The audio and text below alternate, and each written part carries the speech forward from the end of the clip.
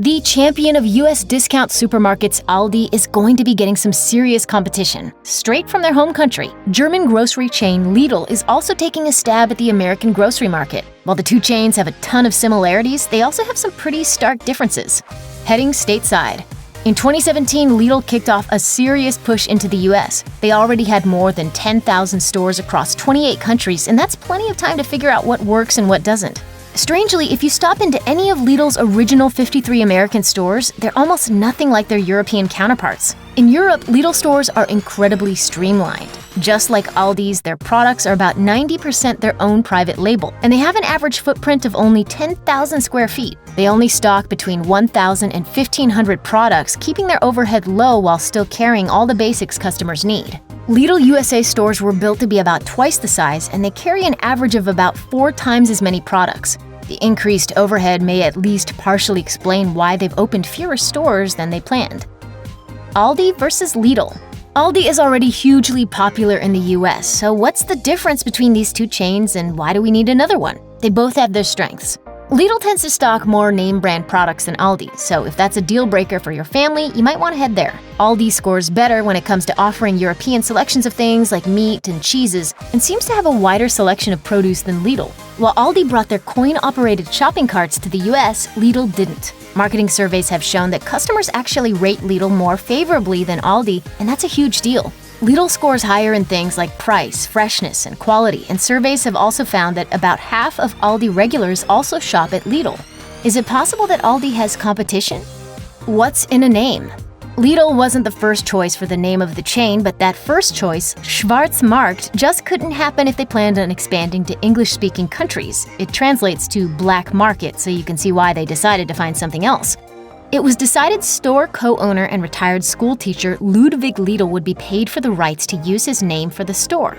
You might think he struck it big and could live secure in the knowledge his name was plastered all over a multi-billion-dollar company, but you'd be wrong. Lidl got just 1,000 Deutschmarks for the use of his name. When the stores opened in the 1970s, that was around $500. This is not my decision, but from here on out, we can no longer be friends. Super secretive.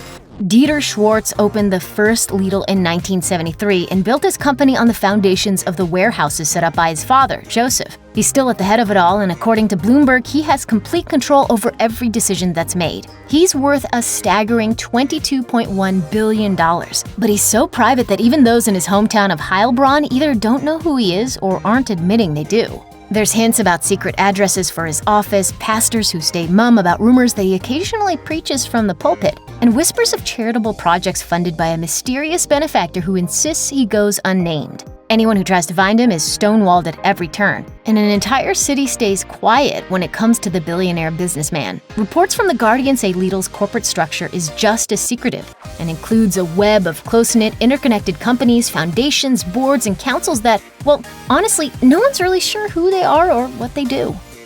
Lidl Fashion. Lidl made their fortune in the grocery business, but they branched out in 2017 when they announced they were going to be partnering with Heidi Klum for their own affordable but fashionable clothing line. Klum's Lidl line is her first complete fashion line, and she said it's the combination of Lidl's international reach and reputation for affordability that makes it a perfect market for her. It might seem like an unlikely outlet, but she said she's excited to have her clothes on sale at a store that's mostly known for groceries. "I'm proud to have a range in the supermarket. I wanted to put it in everyone's faces that we are in a supermarket," she said. American Overhaul. The CEO of Lidl's parent company, the Schwartz Group, called their foray into America a disaster. It went so badly that plans for new stores stalled, with some projects halted in mid-application. They wanted 100 US stores open by 2018, but barely managed half that before pulling the proverbial plug and going back to the drawing board. What went wrong? Lidl counts on their low prices to get customers in the door, but things are a little different in America. There's some insane competition in America's grocery store market, and well-established chains have price-matching programs that even the playing field quite a bit. Add in some poor location choices, and Lidl floundered. They're not giving up just quite yet, though. A new US CEO took the helm in 2018, and there's still a huge potential for Lidl to step up. In a society where households are, on the whole, getting smaller, older, and more budget-conscious, Lidl could be just the sort of store Americans could come to love.